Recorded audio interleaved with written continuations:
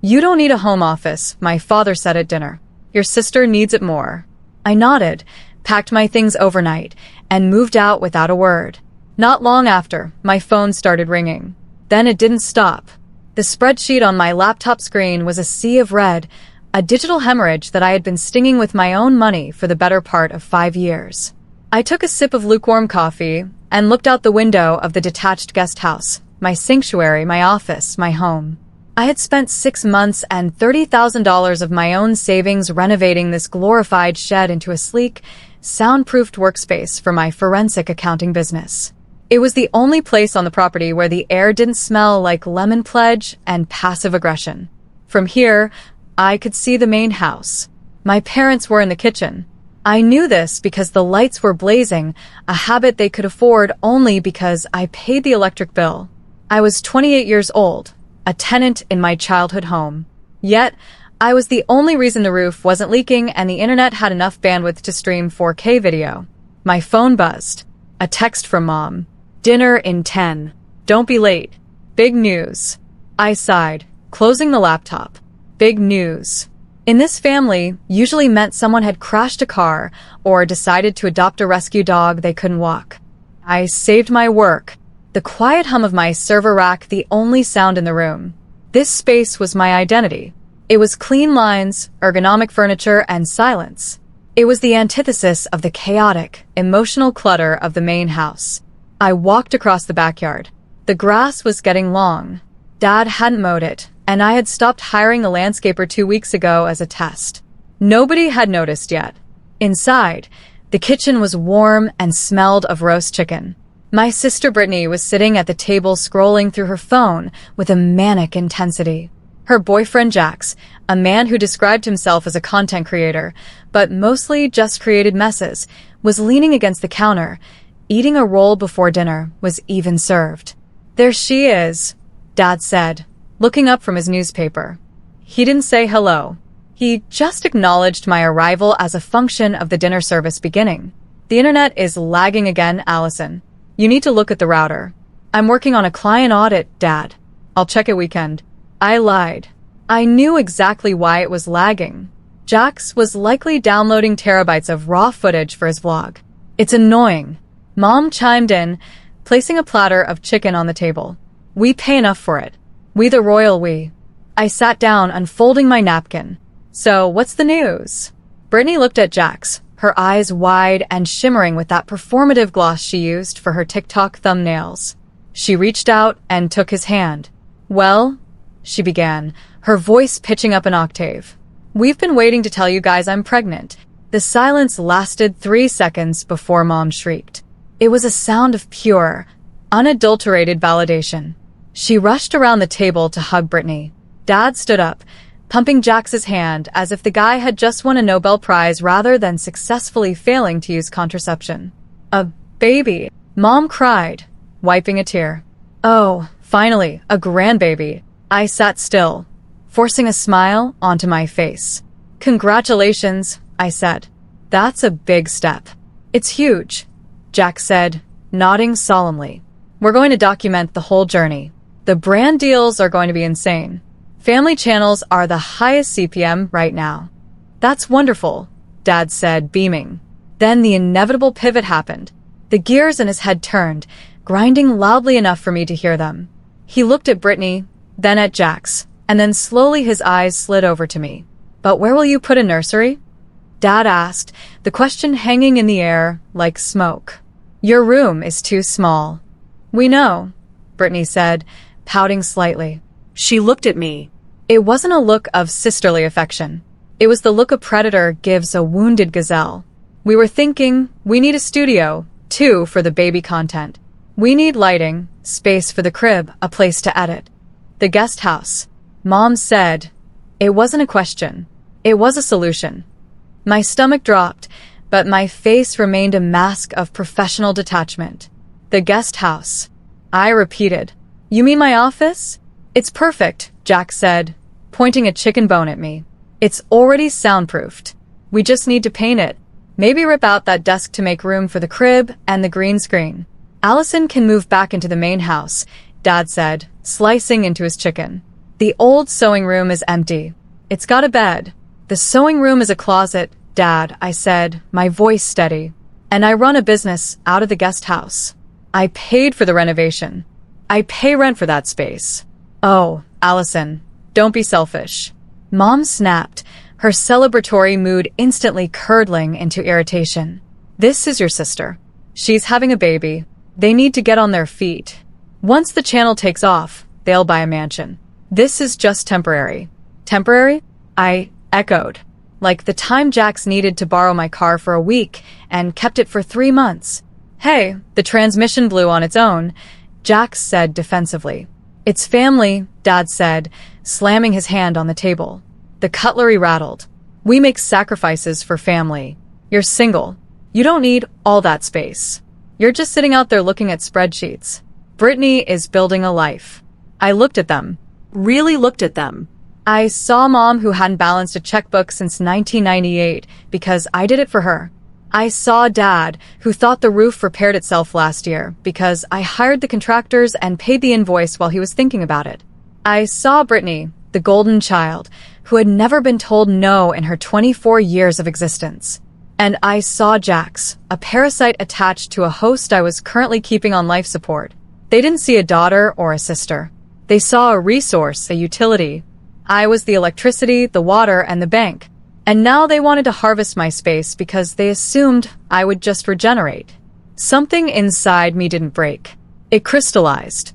It became cold and hard and incredibly sharp. Okay, I said. The table went quiet. They had expected a fight. They had prepared their guilt trips and their emotional blackmail, and I had just disarmed them. Okay, Mom asked, suspicious. You're right, I said, picking up my wine glass. The baby comes first. If they need the space to launch their career, they should have it. See, Dad smiled, relieved. I knew you'd be reasonable. I'll need a few days to clear my equipment out, I said. I can have it ready by the 1st of the month. That's great, ally. Brittany squealed, clapping her hands. We're going to paint it sage green. It's so aesthetic. Sage green sounds lovely, I said. I took a sip of wine. It tasted like vinegar, but I swallowed it anyway. I wasn't surrendering. I was initiating an exit strategy. The move was surgical. I didn't announce I was leaving the property. I simply told them I was moving my heavy equipment into storage to make room for Brittany. I found an apartment downtown. It was expensive, modern, and on the 16th floor. It had a doorman and a view of the skyline. I signed the lease the next morning. Over the next week, I dismantled my life. I packed my servers, my monitors, my files. I hired movers to come while the family was out at a celebratory brunch. I couldn't attend due to work, but the physical move was the least of it. The real work was administrative. I sat at my desk, the one Jax wanted to rip out, and logged into the family accounts. The electric bill, transferred to Dad's name, the water, Dad's name, the high-speed fiber internet business package, cancelled. Reverted to the basic residential plan under Mom's email, the landscaping service, cancelled. The streaming services logged out. Password changed. The emergency credit card I had given Mom for groceries that was currently being used for Sephora runs reported lost. Account closed. I wasn't vindictive. I didn't cut the power lines or smash the router. I simply removed my name and my wallet from the equation. I returned the household to its natural state, a state they hadn't experienced in years. On my last day, I swept the guest house clean. It echoed, empty and hollow. I left the keys on the kitchen counter of the main house with a note. All yours. Good luck with the channel. I didn't say goodbye. I just got in my car and drove away. The first week was peaceful. My phone was quiet. I imagined they were too busy measuring curtains and painting walls sage green to notice I wasn't sleeping in the sewing room. I watched the disaster unfold through the lens of social media. Brittany posted a house tour video.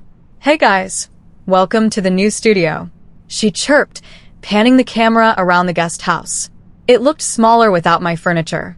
They had thrown a beanbag chair in the corner and hung some fairy lights. We're going to create so much magic here. The comments were sparse. User 123, is that a garage? Bot 77 promoted on my page. 2 weeks in, the first text arrived. Mom, hey, the internet is super slow. Netflix keeps buffering. Did you change the password? I waited 3 hours to reply. Me? I canceled my business account when I moved out. You guys are on the standard plan now. You might need to upgrade if you want 4K. Mom moved out. What do you mean moved out? We thought you were just at the office late. Me. No, I got an apartment. The sewing room wasn't going to work for me. Enjoy the grandbaby prep. She didn't reply to that. She probably didn't know how to process it. The function had removed itself from the machine. A week later, Dad called. I let it go to voicemail. Voicemail. Allison, call me back. The landscaping guy didn't show up. The grass looks like a jungle. And there's a weird noise coming from the water heater. I texted back. I can't let the landscaper. You'll have to mow it or hire someone new. YouTube has videos on water heaters. Dad, I don't have time for this. I'm busy. Me. Me too. Work is crazy. I put the phone on Do Not Disturb and poured myself a glass of expensive red wine. The silence in my apartment was heavy, but it was a good weight, like a weighted blanket. By month 2, the cracks were becoming canyons. I watched Brittany's TikToks. The content was tragic. Day in the life of a pregnant creator. The video showed her sitting in the guest house looking bored. The lighting was bad because they hadn't bought professional lights. They had just assumed the room was magically photogenic. So, like, the Wi-Fi sucks out here, she complained to the camera. And it's freezing. The heater makes this banging noise, so we can't record audio. She looked tired, not the cute glowing tired, the stressed tired. Then came the We Need Support GoFundMe link in her bio. Unexpected expenses for the nursery. I checked the goal. $5,000 raised $45. The reality of the studio was setting in. Without my business paying the rent, the utilities, and the upkeep, the guest house wasn't an asset. It was a liability. It was a drafty, detached building that increased their electric bill and required maintenance they couldn't afford. Jax had stopped appearing in the videos. Rumor had it via a cousin on Facebook that he was focusing on his gaming career inside the main house because the guest house Wi-Fi was too weak. The climax arrived in November. The first frost had hit. My phone rang at 11 p.m. on a Tuesday. It was Mom, then Dad, then Brittany. I answered Brittany's call because I knew she was the weakest link. Ally? Her voice was shaking. She sounded young, younger than she had in years. What's wrong? I asked, keeping my voice neutral. The power is out, she sobbed. It's freezing. I can see my breath in the studio. Jax tried to plug in 3 space heaters because the main heat died and there was a spark and now everything is dark. Did you check the breaker? I don't know what a breaker is, she screamed. Dad is yelling at Mom because there's a disconnect notice on the table he didn't see. They're saying you didn't pay the bill. I didn't, I said calmly. It's not my house, Britt. But you always pay it. You know they forget things. How could you do this to me? I'm pregnant. I know you are, I said. That's why you have a partner and parents to take care of you. They can't. She wailed. Dad says he doesn't have the liquidity until next week. Allison, please. It's cold. I closed my eyes. The old reflex, the urge to fix, to save, to be the hero, twitched in my chest. It would be so easy. I could open my banking app, pay the bill, call an emergency electrician, and have the lights on in an hour. But then I remembered the dinner. You're single. You don't need the space. I can't help you, Britt, I said. What do you mean you can't? You have money. I do, I agreed. But I'm not the homeowner, and I'm not the tenant anymore. This is a family issue. You guys need to figure it out. You're a she hissed. A jealous. Bitter maybe, I said, but I'm a warm good luck, Britt. I hung up. Then I blocked the number for the night. 3 days later, I agreed to meet them. Not at the house. I wasn't stepping foot on that property, but at a diner halfway between my apartment and their decaying kingdom. They looked rough. Dad's shirt was wrinkled. Mom looked like she hadn't slept. Brittany was wearing a massive hoodie, looking sullen. Jax wasn't there. He's at his mom's house, Brittany muttered when I asked. The Wi-Fi is better there. So, Dad started clearing his throat. He tried to summon his old authority, the patriarch demanding tribute, but it faltered. We got the power back on. Cost me an arm and a leg for the emergency fee. That's good, I said, sipping my black coffee.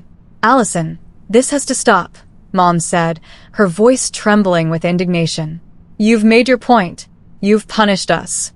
Now it's time to come home. I laughed. It was a short, dry sound. Home? You mean the sewing room? We can move things around, Dad said quickly. Maybe Brittany and Jax can use the basement.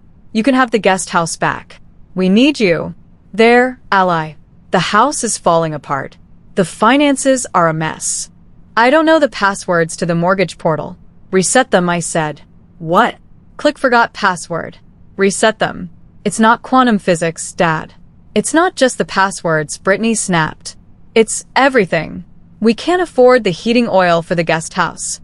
The roof is leaking in the kitchen. We need money, ally. The baby is coming in 3 months. Then Jax needs to get a job, I said. And you need to stop buying props for videos nobody watches. It's a career, she shouted, drawing stares from the other booths. It's a hobby, I corrected, my voice hard. And it's an expensive one that you're funding with other people's money, specifically mine. But the bank is closed. Mom reached across the table, trying to grab my hand. I pulled it back. We're family, she pleaded. Her eyes were wet. Doesn't that mean anything to you? We raised you. You did? I nodded. And then when I became an adult, I raised you. I carried you for 5 years. I paid your debts. I fixed your mistakes. And the moment I had something of my own, one room, one small piece of independence, you took it away because you thought I didn't deserve it. You thought my comfort was negotiable. We didn't think. Dad started. Exactly. I cut him off. You didn't think. You assumed. You assumed I would always be there to catch you. But I'm not the safety net anymore. I'm just your daughter. And right now, I'm a daughter who is enjoying her life. I placed a $20 bill on the table for my coffee. I'm not coming back, I said, standing up. I'm not fixing the roof. I'm not paying the electric bill. And I'm definitely not funding a nursery for a baby that is being brought into a house that can't even keep the lights on. So, you're just going to abandon us? Dad demanded, his face reening after everything. I'm not abandoning you, I said, looking down at them. They looked smaller than I remembered. I'm letting you be adults. It's what you always wanted to be, right? The ones in charge. Well, you're in charge now. Handle it. I walked out of the diner. The air outside was cold, biting, and incredibly fresh. I checked my phone. A notification from my bank. Deposit received. Client retainer, $15,000. I smiled. Back at the house, I knew the reality was setting in. The sage green walls of the studio were probably peeling in the damp cold. The camera ring light was off. Jax was likely ghosting Brittany now that the free ride was over. Dad was staring at a pile of bills he couldn't read. And Mom was realizing that grandbaby content didn't pay for groceries. They would survive or they wouldn't. They would sell the house or they would learn to budget. They would force Jax to work at a warehouse or Brittany would have to move into social housing. It wasn't my problem. I got into my car, connected my phone to the Bluetooth, and put on a playlist. I didn't look back at the diner. I merged onto the highway, heading toward the skyline, toward the 16th floor, toward a life that was finally completely mine. Family is important, sure, but as I accelerated, watching the suburbs fade in the rearview mirror, I realized something crucial. You can't set yourself on fire just to keep other people warm, especially when they complain about the